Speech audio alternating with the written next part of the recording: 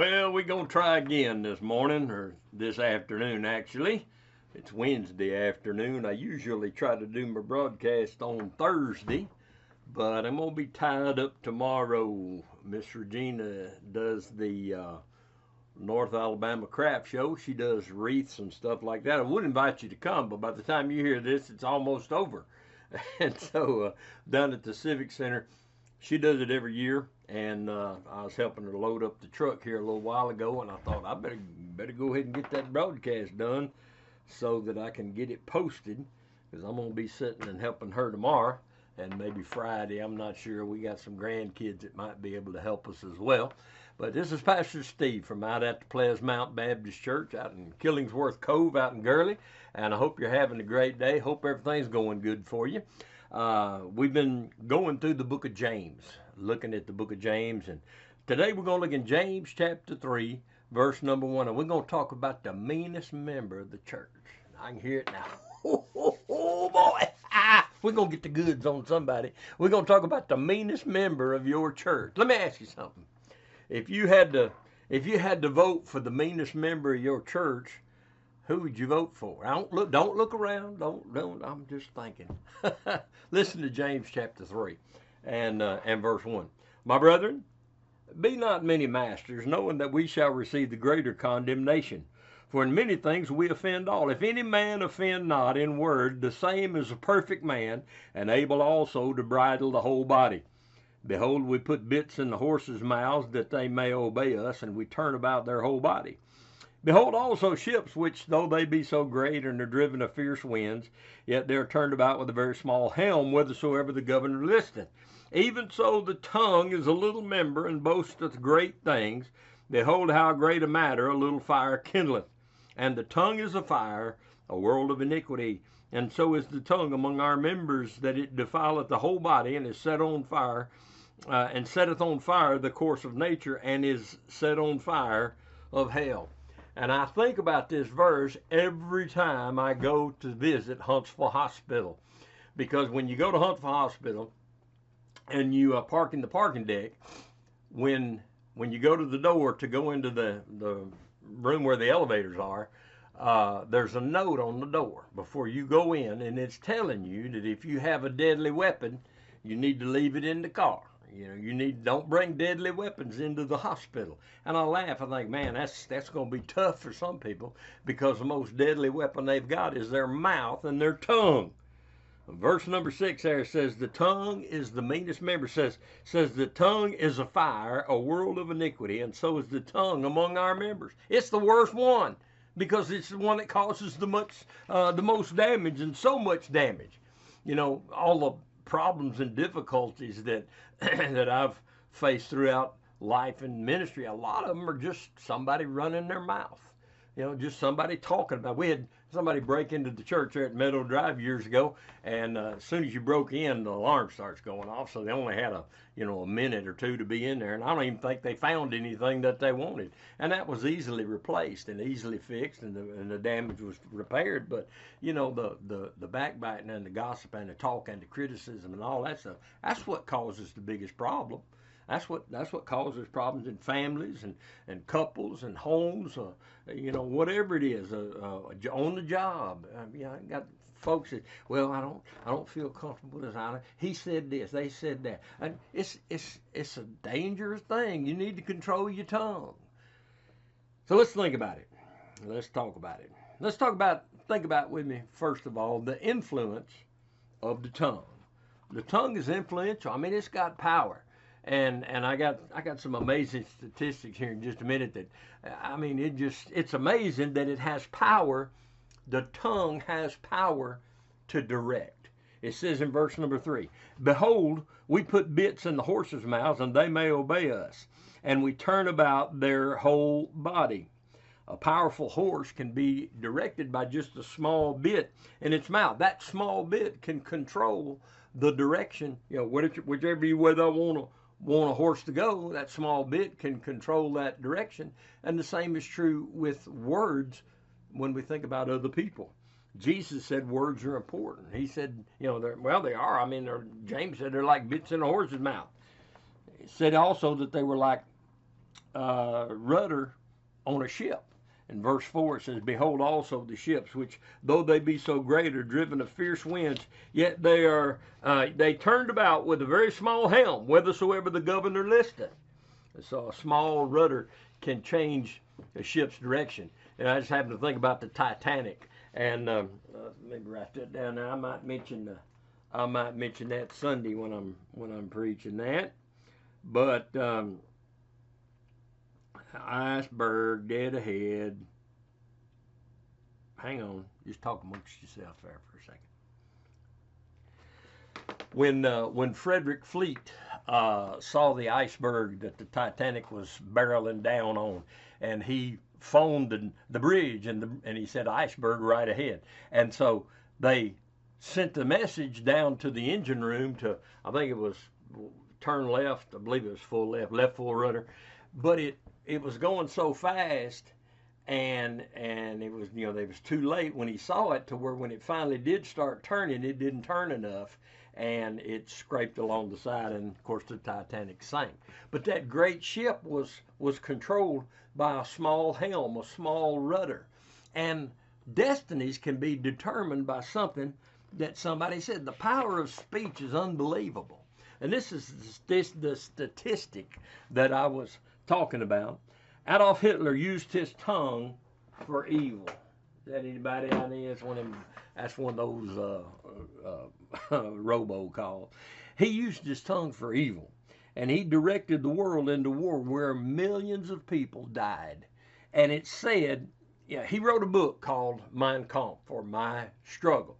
And somebody somewhere down the line counted it up, and I hadn't verified this because I ain't about to sit down and count all them words and do the math, but somebody did the math, and they said for every word in that book that Hitler wrote, Mein Kampf, 125 people died in World War II. Now that's a lot of people, but that's a lot of power for words. I don't think we realize really a lot of times how powerful our words are. When you see a ship on the ocean and it's headed the way it's going, again, it's going that way because the rudder is set. One small move of that rudder for just a minute or two can change the total direction of that ship. But you can speak false words, or you can speak harsh words, or you can speak ill-advised words, and you can mess somebody's life up for a very, very long time. And I don't think we realize that. You say, well, they're not turning now. No, but they will, because what you sowed in their life and what you sowed in their mind. Dealing with these folks out at the DRC throughout the years, and trying to help them. The reason they do what they do is because of the way they've raised. The people that they hung around with, the influence that they didn't have when they were growing up. And unless you can get new ideas in their mind and new thoughts in their head and give them new ideas and ideals, and you're never going to change their direction. And a lot of that stuff comes from when they're kids. How great it would be if we sowed good seed instead of bad seed. If we sowed positive stuff. The tongue is powerful. It has power to direct. Not only that, it has power to destroy. Listen to verse 5. Even so the tongue is a little member and boasteth great things. Behold how great a matter a little fire kindleth. The tongue is like a spark to dry grass. It can set it on fire. It can start something that's not easily corrected. You've seen these things. We saw in Hawaii how that little town there was burned out, and then out in Pacific Palisades, out in California, how that the fire, forest fires got out of control.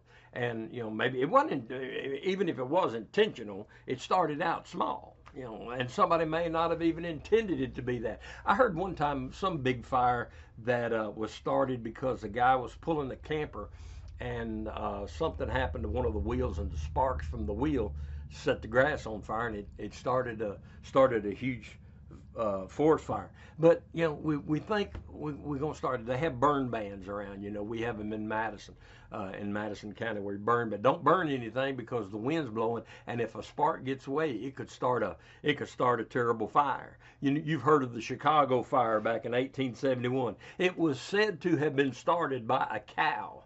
A cow of a lady by the name of Mrs. O'Leary. It was in her barn, and the cow kicked over a lantern. And it started small. It started in her barn, but after it was all said and done and the fire was over, 17,450 buildings were destroyed from that little fire that started in a lantern. I mean, it was under control. It was in a lantern, but it got knocked over, and over 250 people died. It went from the hay to the stall, from the stall to the loft, from the loft to the roof, and then it took off. And it was just a little thing. It just like, you know, and you know, we think, well, you know, it ain't that bad. I'm gonna gossip a little bit here. I'm gonna gossip a little bit there, and it really is bad. I mean, words wrongly used bring destruction. Some pass on a small bit of gossip and they catch hold and spread and cause a lot of problems, cause a lot of damage. And you can't control it once it gets out of control. And fire can be a tremendous help and a tremendous blessing, but it can also be a terrible thing of destruction if you can't control it. It makes a good servant but a bad master. There's a chain reaction. Verse 5 again said even so the tongue is a little member and boasteth great things. Behold, how great a matter a little fire kindleth. A fellow got a bad attitude towards somebody one time, and he started a rumor about him. And you know, he got to feeling bad about it, and so he went to the fellow and said, "Look, man, I'm sorry. I shouldn't have done that. I shouldn't have started that rumor, and I apologize." And the wrong man accepted the apology, but he went out and took a feather pillow and just opened the pillow up, just threw the feathers all up in the wind, and said, "Now go gather up all those feathers." And what he was saying was, you know, you started it and you repented of it, but you can't gather it all back up just like those feathers. You know, there's no way to gather it all up, and there's no way to assess the damage that's done when we run our mouths about somebody that we don't know what we're doing and we don't know what we're talking, and we don't know if it's true. You know, that's a sad fact. So many people pass stuff on that's not true. And I'm guilty. I've been guilty of it before. It's easy to do on Facebook. Somebody posts something funny, and I'll post it, and then somebody says, that ain't true. That didn't happen. I'll take it down. And, you know, I mean, it's not really like serious life-changing stuff that we put on there. But what we do it, I mean, you know, we call them fact checkers. We want somebody puts something on Facebook and we want to fact check it. Well, we can't fact check everything, and so we got to be careful, especially with what we say. So the influence of the tongue is great. The iniquity of the tongue, in verse number 6, it says, "And the tongue is a fire, a world of iniquity. So is the tongue among our members, that it defileth the whole body, and setteth on fire the course of nature, and is set on fire of hell. For every kind of beast, of birds and serpents, and of things in the sea is tamed, and hath been tamed of mankind. But the tongue can no man tame. It is an unruly evil, full of deadly poison." And so James continues on, and he keeps talking about this thing of the tongue. And I mean, James is a pastor of the church there at Jerusalem, and I'm sure he's had to deal with it before. People running their mouth, people saying stuff, people, "I don't like this, I don't like that." They don't understand anything, but they criticize it. Like two fellows walking down the street, and they're walking up on a taxidermy shop, and one of them looks up there and it says taxidermy here, you know, Billy Ray's taxidermy shop, and had a bird sitting up there, and that fellow said, "That bird don't even look real." And about that time, the bird flew away. And we criticize what we don't understand, and we gossip about stuff just to kind of make us feel better. The iniquity of the tongue, it defiles. Verse number 6 says, "And the tongue is a fire, a world of iniquity. So is the tongue among our members, it defileth the whole body." It's pollution. Words wrongly used are the greatest pollution of all, because they do so much damage. Words used wrongly can pollute a marriage. They can pollute a relationship. They can pollute a child's mind.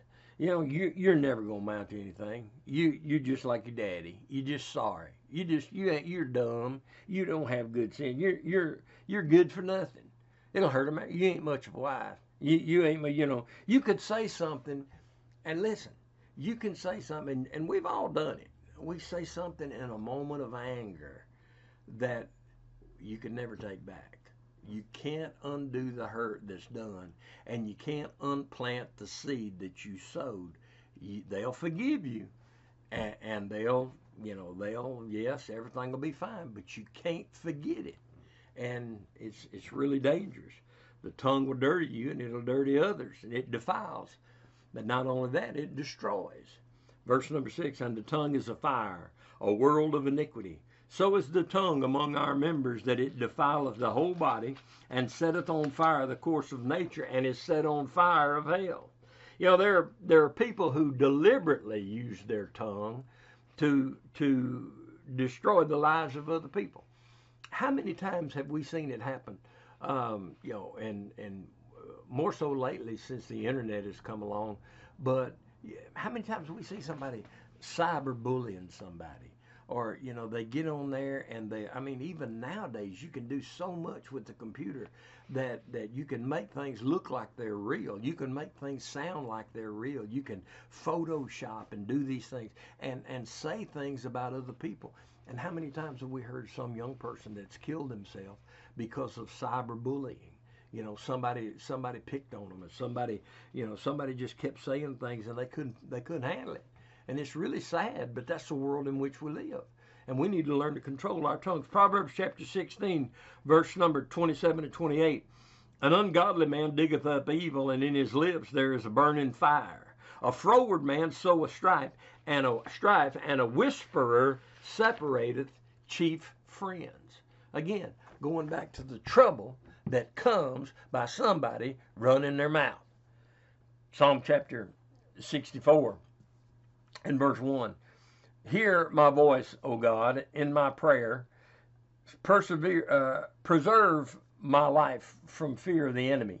Hide me from the secret counsel of the wicked, from the insurrection of the workers of iniquity, who whet their tongue like a sword and bend their bows to shoot their arrows, even bitter words. He says words are like arrows. He said, that they may shoot in secret at the perfect. Suddenly do they shoot at him and fear not.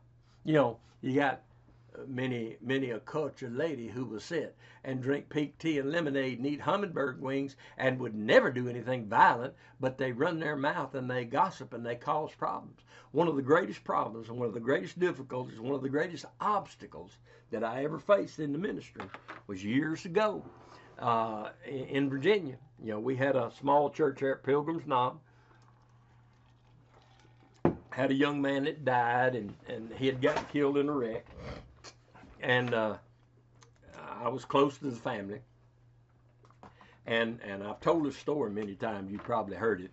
But I was close to the family. And the mother had died of cancer, and I'd led her to the Lord, and she'd passed away, and I had her funeral. And so when the young boy, the teenage boy, got killed, they asked me to do the funeral, and so I said I would. But he had gotten saved in our church, and during Vacation Bible School a few years before, but he didn't really come to church regular. He trusted Christ and made a public profession, and he came a few times. I'd see him every now and again, invite him, but anyway, he got killed, and so Dad asked me if he called me, asked me if I'd do the funeral. I said, of course I would. But I went by the house because I wanted to tell him. I said, look, HC. The boy was Sammy Van Dyke, and his dad was HC, and mother was Myrtle. Was it Myrtle? Mildred? Anyway, I went by the house to tell him. I said, look, HC, we was in the kitchen. I said, I need to talk to you. When I got there, there's a bunch of women sitting in the front room in the living room. About 4 or 5 women. They was holiness women. So how could you tell they was holiness? They was in bondage. They was in bondage. I'm sorry. They had their hair all up in a bun, and they didn't, have makeup on, and they was. That was the side of the family. The one side of the family was holiness. They had a holiness cousin or something that pastored the church right across from our church, and. So anyway, I told HC, I said, let me talk to you a minute. We went in the kitchen, and I said, now, HC, listen, I really believe that Sammy trusted Christ. He got saved, and but he wasn't living right, and he knew better. And I said, I'm going to preach that, you know, the way the transgressor is hard, there is a sin unto death. He trusted Christ, but the Lord took him. And HC, he didn't even say anything. He just said, you know, whatever you want to do, that's fine. He said, that's fine, whatever. And I really believe that the Lord took him home. Well, them biddies out in the living room, they heard a little bit of that. And so before long, the rumor around the community was that HC told me what to preach. You know, I went over and he told me what to preach. Well, that wasn't the end of it. I mean, that just started the fire. They were going to have the funeral at our church. Now, we had a small church, a cinder block church there. We could have probably accommodated 200 people. I mean, yeah, probably 200, 250 people. We was, you know, running a good crowd at the time. And so he asked if we could have the funeral at the church. And I said, sure, you can do it. You know, we had one bathroom.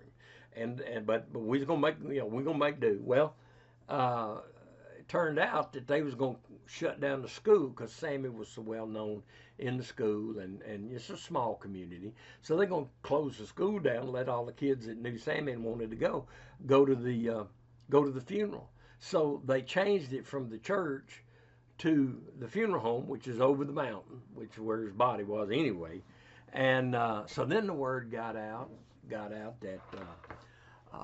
that the preacher wouldn't let them have it at the church. We was gonna have to take it to the funeral home. I didn't have anything to do with it. I didn't even know anything about it.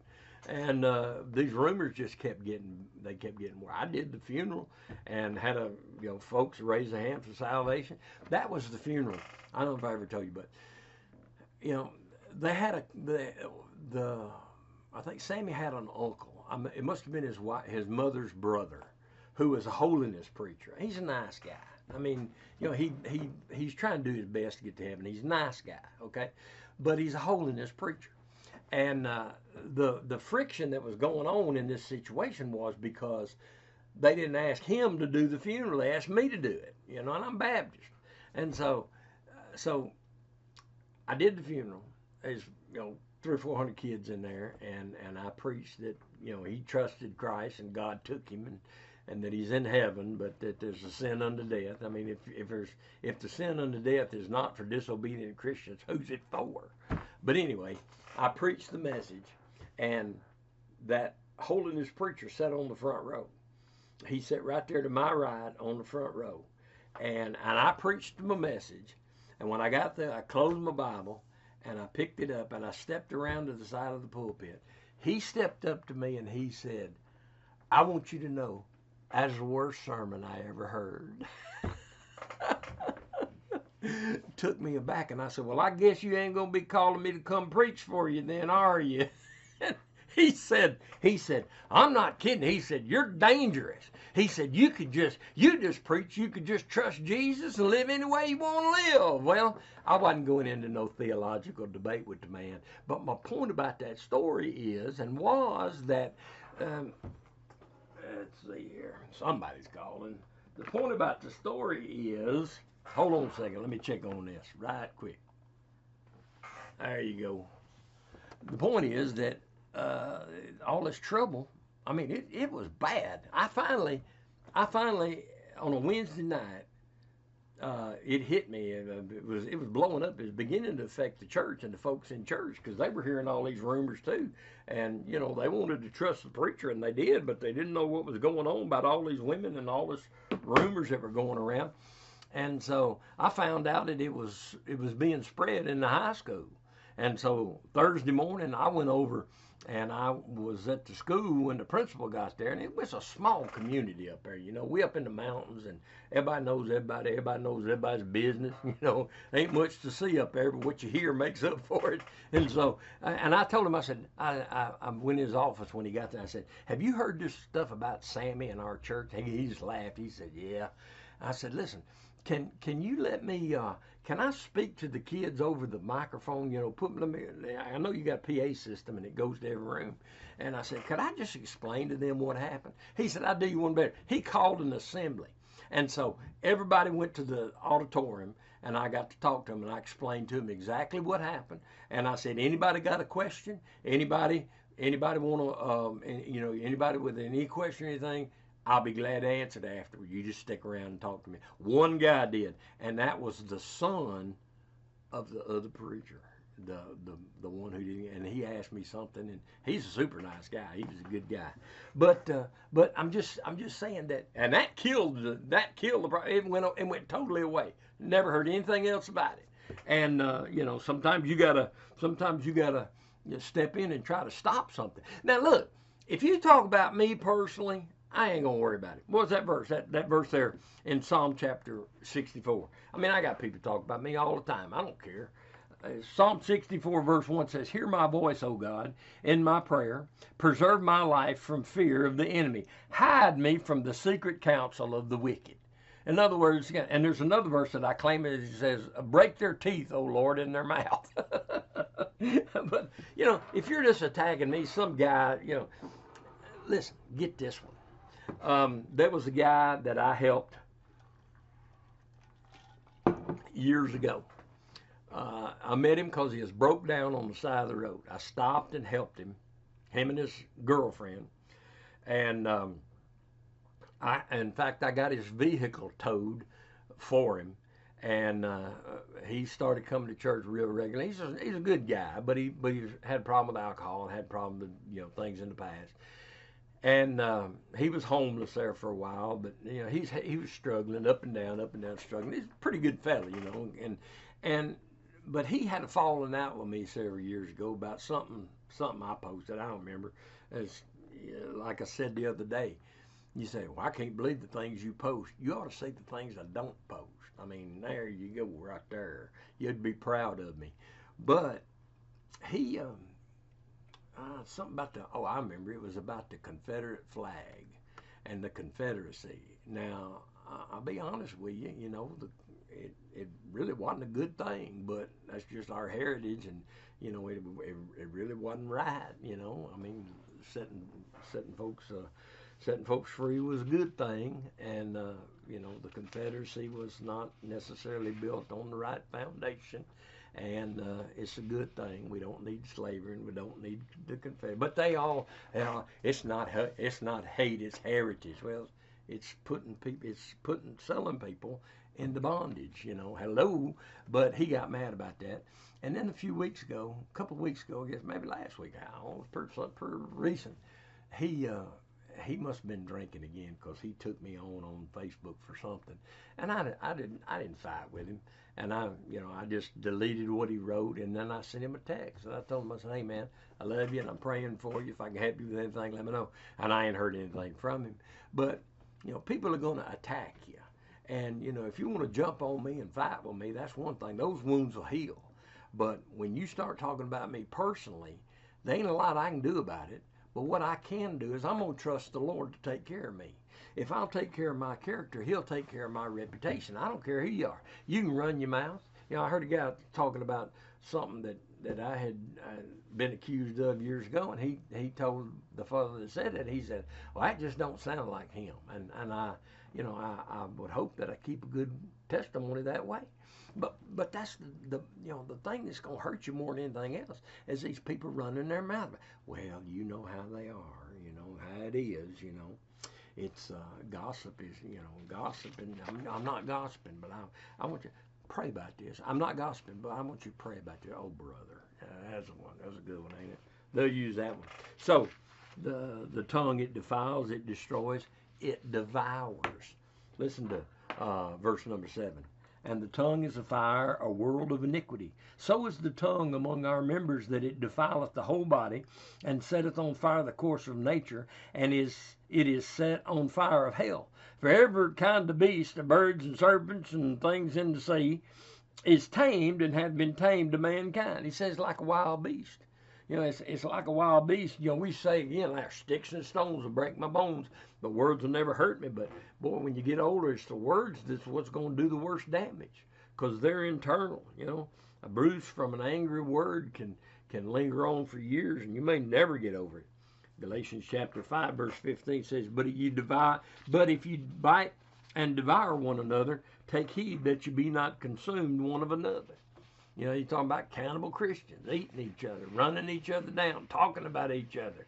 You know, it's like the fella, he said, I was walking down the pathway over there and I saw two snakes and they had grabbed each other's tail and they were swallowing each other. And he said, when I come back by a little later on, they was gone. They swallowed each other. Well, it ain't going to happen like that when you start jumping on each other and you start talking about each other. And, you know, the psychologists say that movie Jaws, they say that it was such a terrifying movie and such a popular movie because it focused on the unseen enemy. You know, you didn't know it was there till all of a sudden, boom, it's there and it's attacking you.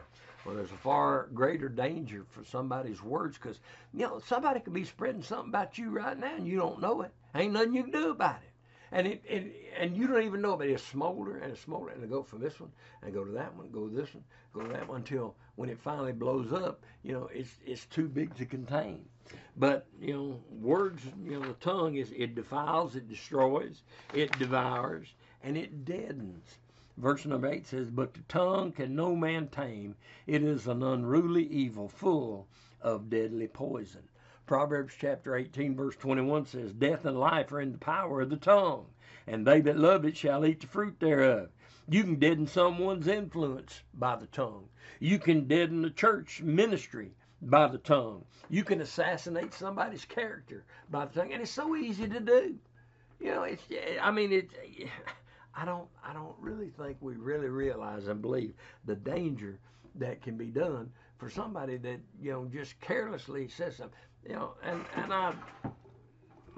my mama, I love my mama, I love my dad. They've passed away and they've gone to heaven. But years ago, I'll never forget it. We was going to Glen Iris Baptist Church, and I was probably 11, 12 years old, and I can remember getting in the car. And Brother LeGrand had preached a message, and either the whole message or part of the message is on the influence of rock music, you know. And at the time, and I still agree that there's a lot of things that shouldn't be, you know, shouldn't be listened to and things. But it was a time of rebellion, and probably 1968, you know, somewhere around in there. And he said, you know, you really shouldn't be listening to that kind of stuff. It's an influence on you. It'll direct your mind in the wrong direction, put wrong thoughts in your head. And so when I got back in the car, I remember Mom and Dad were already in the car. I got in the back seat and I said, I'm going to get rid of my records when we get home. Now, I didn't have no hard rock stuff. I mean, I had the Beatles, you know, and, you know, Ricky Nelson, I guess. I don't remember.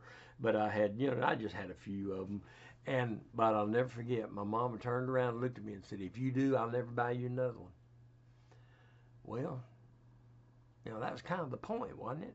You know, I'm going to get rid of them and not listen to them. But the way she said it and the anger in her voice when she said it, hey, I'll just keep them. You know, I'd rather keep peace in the family.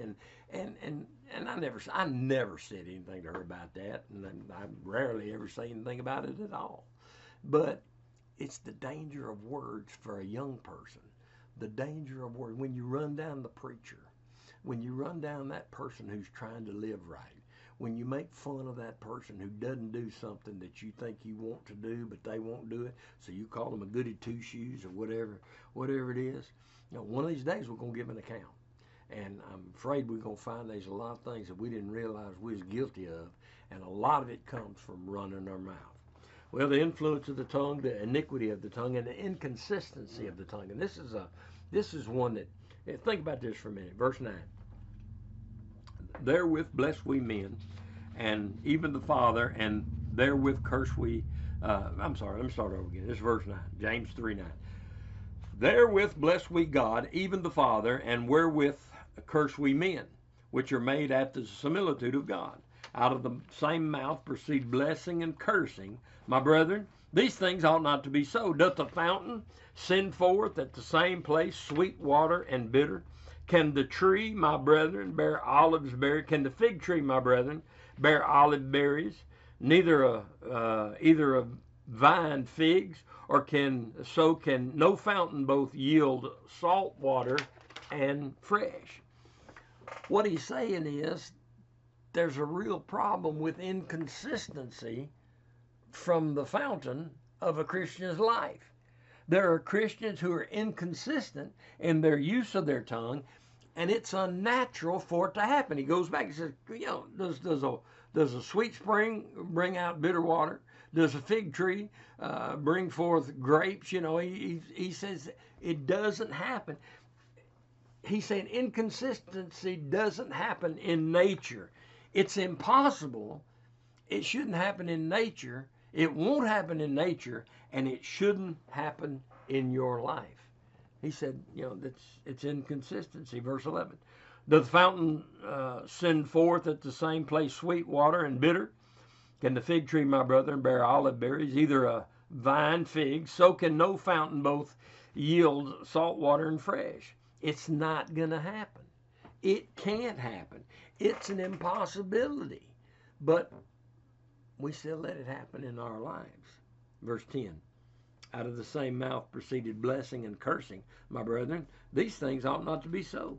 It's improper for you to come to church and pray to God and then leave and criticize your brothers and sisters in Christ.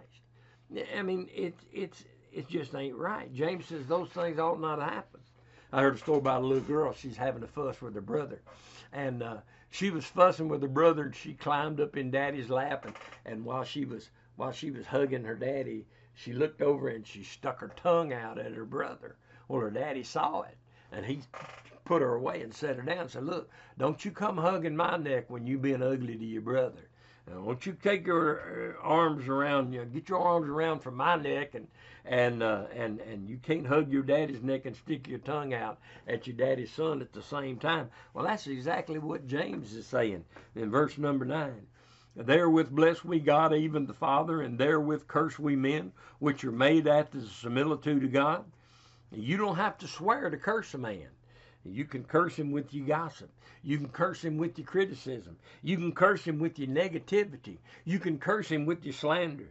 James is saying, if you love God, let it be shown in your speech toward his children. And, and again, I say that I'm laughing because I say it about every week. The tongue problem is a heart problem. Out of the abundance of the heart, the mouth speaketh. What's down in the well comes up in the bucket. You got a bit that controls a horse.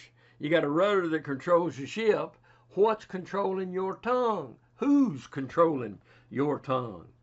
I said earlier, the tongue has power to direct, and it has power to destroy, but it also has power to delight.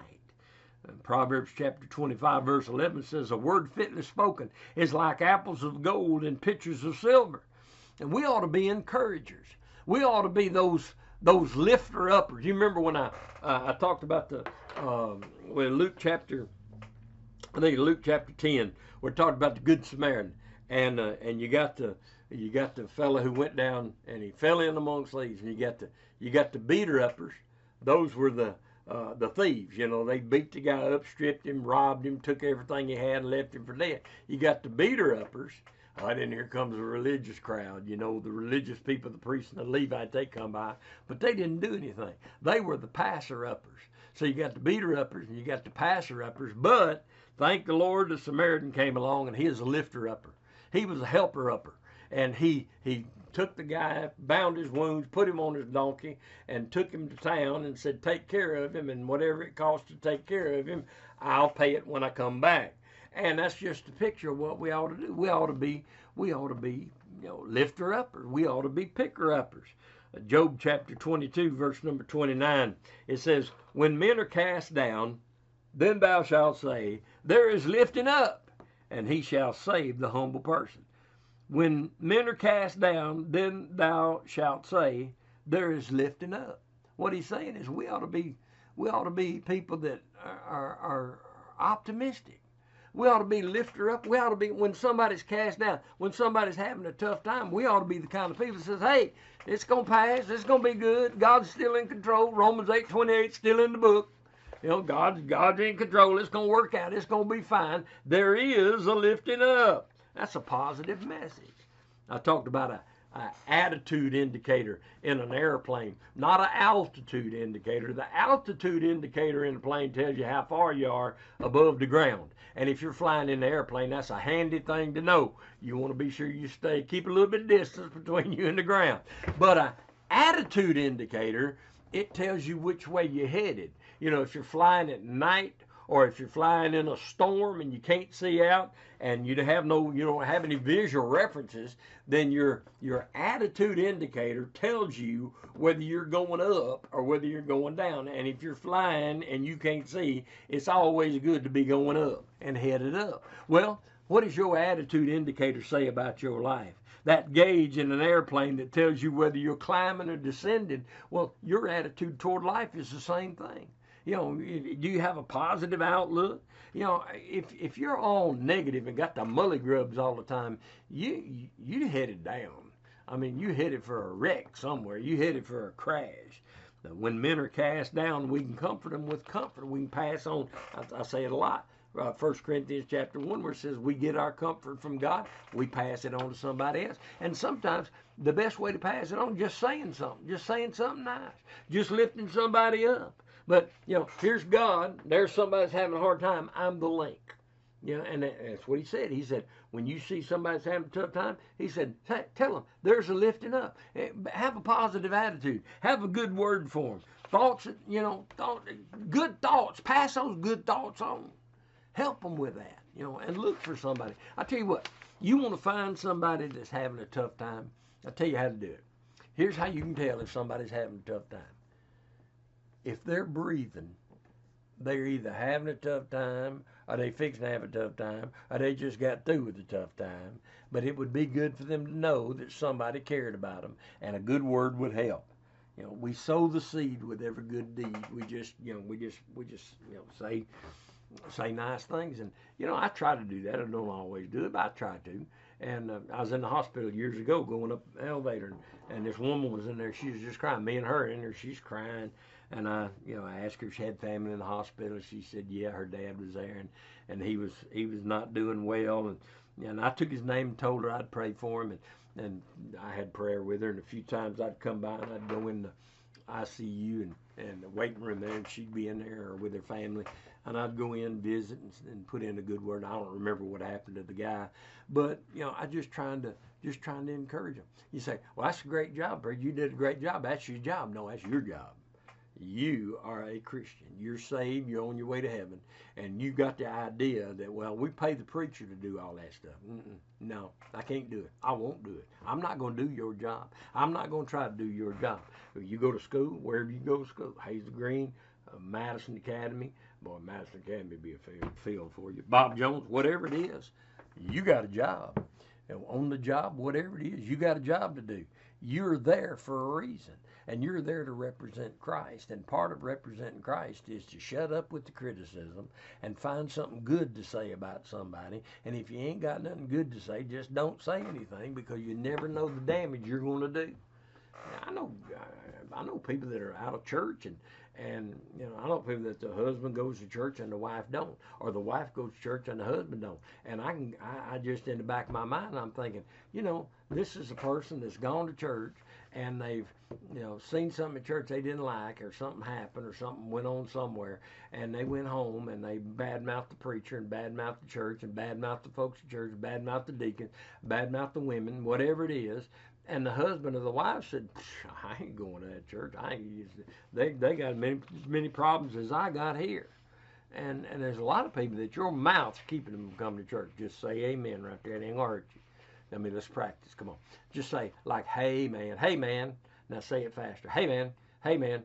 Now say amen. Amen. Amen. Come on, you can try to say it with me. Ready? 1, 2, 3.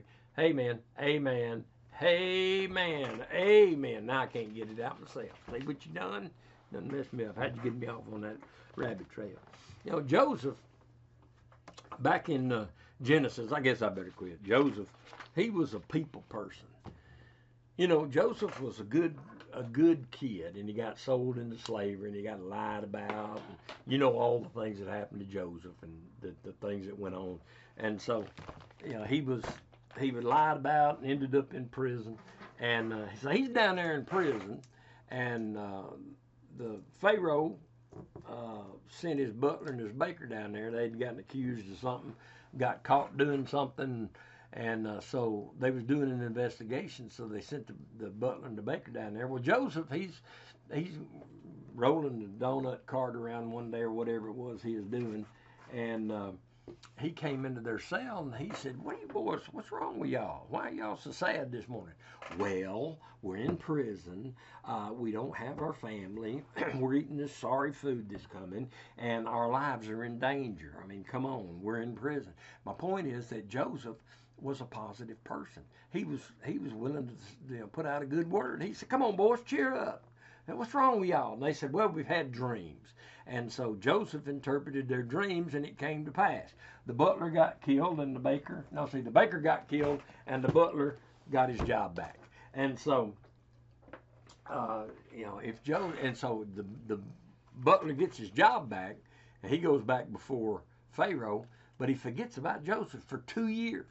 And then Pharaoh has a dream, and the baker says, "Oh man, I remember a guy. There's a guy in prison who interprets dreams." And they sent for Joseph, and he ended up being second in command over all of Egypt. But you see, Joseph's positive attitude was the key to his promotion. Because if he'd walked in there and said, "Well, y'all got the mully grubs today. I hope y'all get over it. Goodbye," and left, then the butler would have never known that Joseph could interpret dreams. But he went in there with the right attitude, and he said a good thing, and he was, he wanted to try to kind of help them and cheer them up. And all I'm saying is that, you've got a job to do, and that job involves being positive and uplifting about Jesus Christ and the church and church folks. And you may as well be nice about church folks and positive about them, because I know a lot of church folks is being positive about you. Say amen right there. Hey, let's be lifter-uppers. Let's be folks that let the Lord control us, and let's say the right thing. Words fitly spoken are like apples of gold and with pictures of silver. Something like that. Sounds real good. I'll have to find it. Hey, listen, God bless you. If I can help you with anything, let me know. Come see us, and I will talk to you later on. Have a great day and have a great week. God bless. Bye-bye.